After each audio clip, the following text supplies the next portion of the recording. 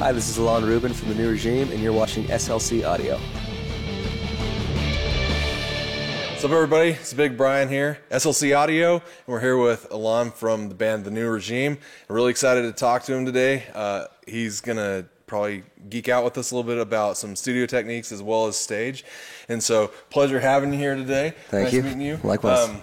So, let me give a little bit of background on who you are in case they don't know.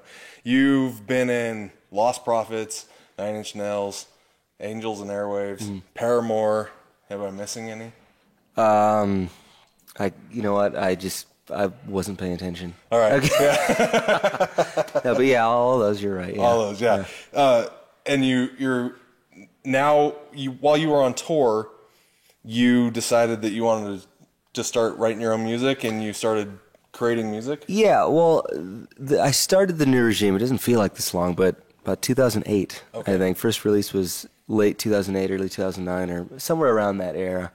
And I just became tired of depending on other people, and as you said, playing drums in other bands. Let's say you get into the studio, you're the first one who's in and out, and then waiting for everybody else to do their thing. Right.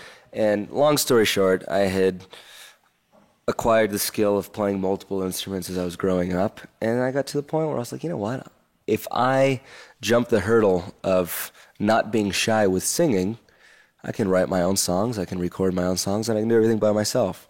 So that's why I started The New Regime. And yeah, I mean, like I said, it doesn't feel like that long because I've been doing so many things in between. Right. And it's very difficult to fight the impression of it being a side project, which it never has been. It's always been of the greatest importance to me, and something that I've always intended to build kind of in parallel to all these other things that I was doing.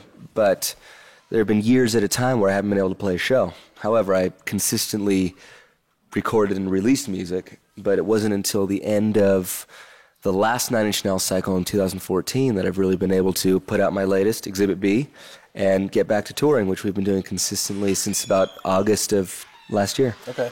All right. So, the thing that I thought was interesting is, so you're on tour, and you're recording all your stuff while on tour. So, were you actually going into studios, or are you just doing this in hotel room? All of it in hotel rooms. All in hotel room. Now, the thing that's one of the many things that's great about Nine Inch Nails is, of course, you have more time and you have space. You know, right now at The New Regime, it's 3 guys in a van in a room, and you kind of don't have the luxury of setting up camp for a few days and getting to work. But with Nine Inch Nails, I was able to take out a guitar, a bass, computer, some synths, and obviously a recording interface, and just set up shop. And I'd have all day whenever inspiration struck, or whenever I just wanted to kind of chip away at ideas, I'd have all day to do it. Because, you know, Nine Inch Nails, you do your sound check and go to the venue an hour and a half before the set time, and that gives you the entire rest of the day to do whatever you want. Right. You know, so I was able to be pretty productive in that setting, and that's where I did the majority of Exhibit B. Did you get any complaints from other tenants of the hotel? No, and I'll tell you what, I would keep vocals for another time. Okay. Honestly, because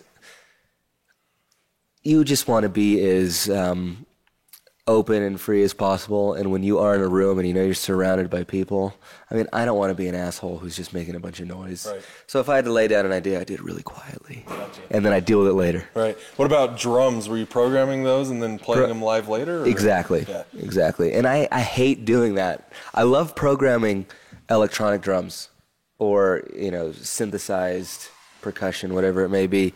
I hate programming what are supposed to be acoustic drums, because I personally spend more time editing, trying to get it to sound real, where it's like, I could just do this really quickly. Like, I just know that it's just 25% not sounding real. Yeah, I Yeah, understand that.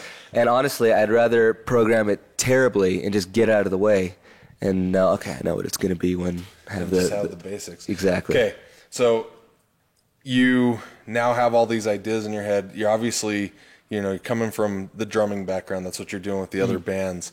You've got all your ideas together. You got it together. Now you're forming your band. What's it like?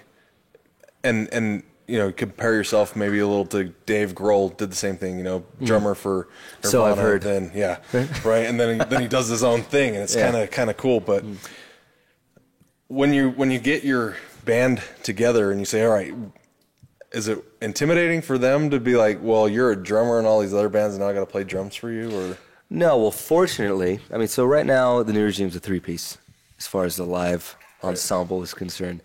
And one of which is one of my brothers. So that's obviously not an issue because he's an older brother and he's known me my entire life. So there's plenty of common ground and understanding there. So that's definitely not a problem. And then on drums, there's a friend of mine, a friend of ours, Hayden, and we go back probably 8-9 years at this point. So the level of comfort is at a maximum. And obviously spending a lot of time playing music together, there's, like I said, a degree of comfort that's just, it is what it is. We get up there and we do what we do.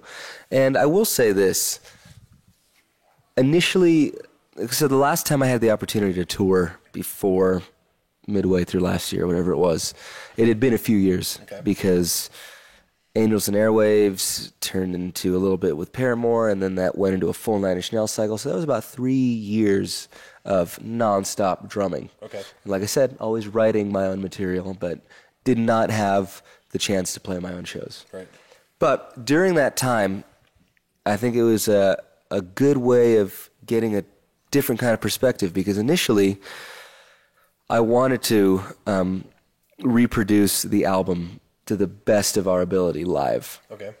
And that's kind of a trap because you have all the time in the world to get all the detail right on a recording. Right. And I don't care who you are, you can't reproduce that live. There's just no way. Mm-hmm.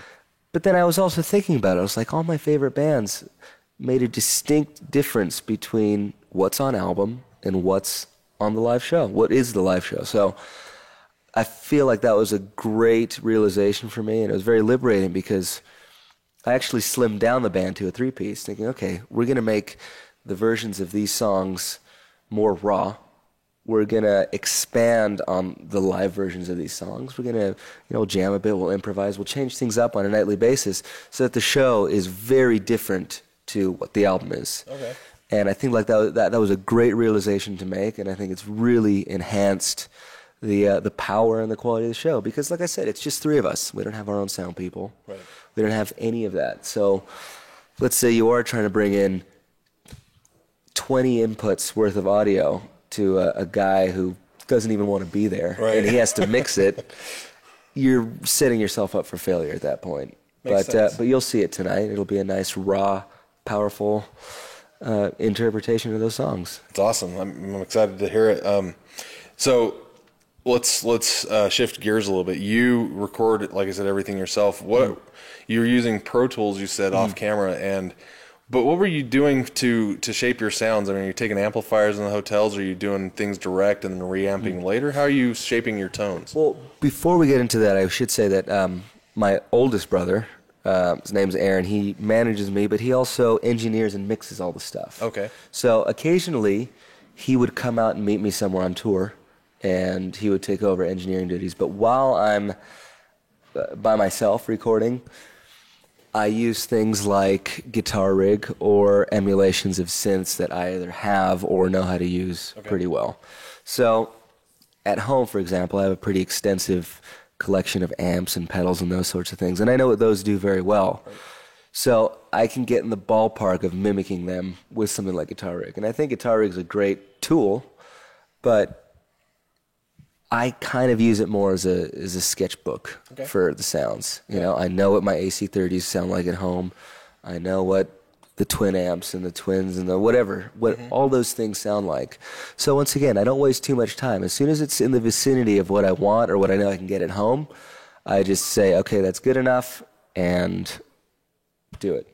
So the same thing goes with the synths. I have a pretty extensive setup between different drum machines and synths and all that good stuff, and I'll use a variety of Native Instruments stuff or Arturia stuff, which I actually hate using because it sounds great, but it crashes every 3 minutes, which makes it that much more frustrating. Right. Because it's like it sounds good, but it works so poorly. Mm-hmm. And hopefully somebody from Arturia is watching this. Please. Fix we'll send it right to you. Please fix it, okay? Or here's my favorite. You get a sound, you save it, and then you recall it, and it's just completely different. Or like a parameter will lock, and you won't be able to you have to I hate it, but anyway. I've used one, and there are in those frustrations within that kind of recording where you're doing everything internally. It's really frustrating. Yeah. You know, it's like, God, if I could just put a mic in front of the amp or plug in the synth, this would be so much faster. But we're nitpicking now. I mean, being able to get the ideas down and create in any setting is awesome. I also love doing stuff on iPad. Yeah. It's a lot of fun. I have a lot of different apps, and it's a lot of fun to just jot things down. Like I said, sketchbook. So you said that, you know, you've got all these ideas, you got it down, you recorded it. So what are you doing for live? Are you trying to create that sound again, doing something like the Axe Effects or the Kempers, or are you taking live and just... Live, like I said, more raw. So I'm using 2 amps, and currently I'm using 2 Fender Supersonic 22s. And they're very good sounding amps, but they're versatile, especially when, you know, you have to be conscious of space and reliability. Basically, it's a 2-channel amp. One channel is supposed to be like a deluxe reverb with a little mid switch if you want, a little bump. So very, very simple, clean. It sounds good. And then the other side's a little more modern, where it's got 2 gain stages and a 3-band EQ and all that stuff. But anyway, having the 2 channels, you can really get a pretty wide range of sound. And as a 3-piece, it's very important. So I have 2 of those to fill it out even more. In the bass department, we have one of the super bassmans, and obviously a variety of pedals between the 2 of us. But the way we try to make up for everything else is we have samplers on stage. So we're not running any tracks or anything like that, but we will cut up parts so that we are still playing them, but the sound is accurate. Right. You know, it would be ideal to run samplers the way anybody else does, with just using Contact or something that's software based, where you can just change each bank and you have limitless potential. But running a computer at this stage is just, like I said, if you're going to do it, you might as well have 2, because that one will mess up at some point, and then you don't want to be held by the balls by a computer, because they will let you down. They sure will. Yeah. I've had that happen a couple times. You get in studios and they crash, and you know, Exactly. it's a computer. It does what it does. They're finicky. Yeah. Danny and I, we each have a Roland SP404 SX, if we want to get into real detail.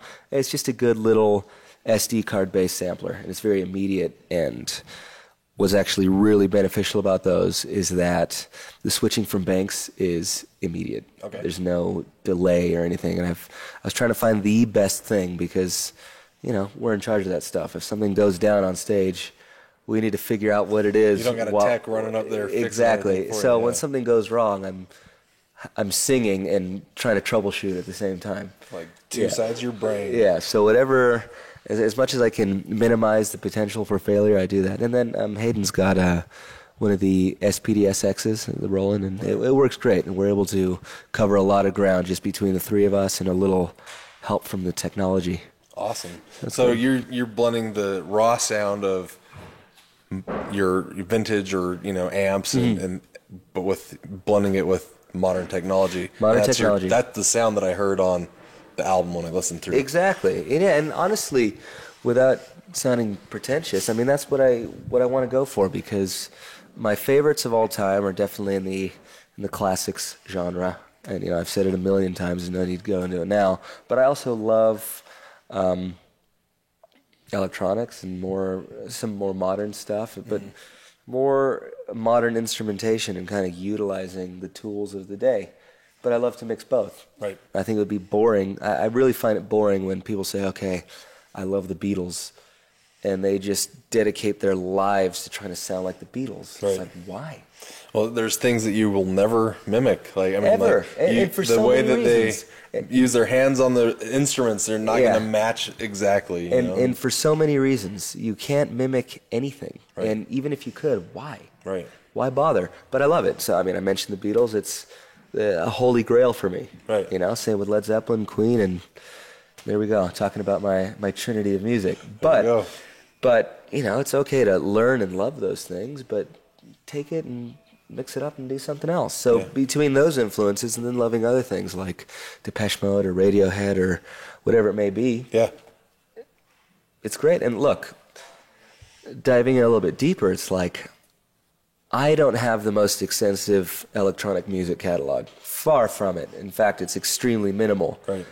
but the tools of the trade, the instrumentation, the different kinds of synths, effects, hardware and software, I love playing and exploring with it. And often that yields some interesting results because you're not trying to mimic something because you're not really listening to it. You're just saying, what can I do with this? The same way you could say, what can I do with this guitar and those two pedals? And then what happens if I switch them around? Right. That realm of possibilities is truly infinite, as ridiculous as it sounds, in the electronic world, because there's just so many varieties of instruments, hardware and software, and mix them both and turn whatever. And I love that possibility. Yeah.